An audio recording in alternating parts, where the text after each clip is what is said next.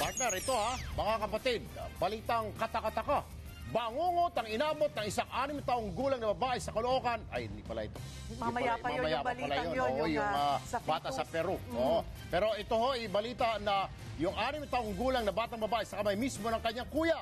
Si kuya kasi nagawang gahasain ang nakababatang kapatid. Mabuti na lang, Erwin, at nakapagsumbong ang testigong si Bunso. Ikwento mo, Jay De Castro. Nasisisi na po ako, nanay. Napayak na lang sa labis na pagsisisi ang 27 anyos na si Jose. Inaresto siya dahil sa umunay panghahalay sa kanyang 6 na taong gulang na kapatid sa mismong bahay nila sa Caloocan kagabi. Sabi ni Jose, nagawa niya ang krimen dahil hindi niya magawang makipagsiping sa kanyang misis. Sir, asawa ko po buntis, sir. Kwento ng sospek, alas 7 ng gabi, umiinom siya ng alak sa labas ng kanilang bahay. Maya-maya pa, tinawag niya nakababatang kapatid na nooy naglalaro sa tabing riles. Pinakit ko po sa taas.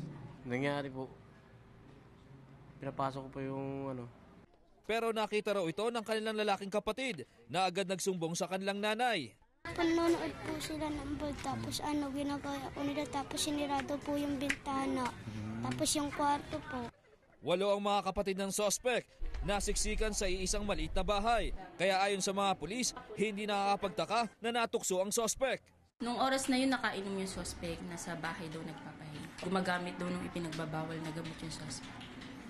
Hindi po ako patawad sa nanay ko. Na lang po yung ayoko pa mamatay, Jerry. Panay naman ang pagmamakaawa ng sospek sa kanilang ina na patawarin siya. Pero ang ginang, desididong turuan ng leksyon ng anak.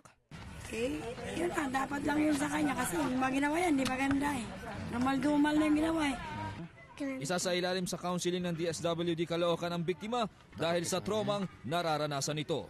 Jade De Castro, News 5.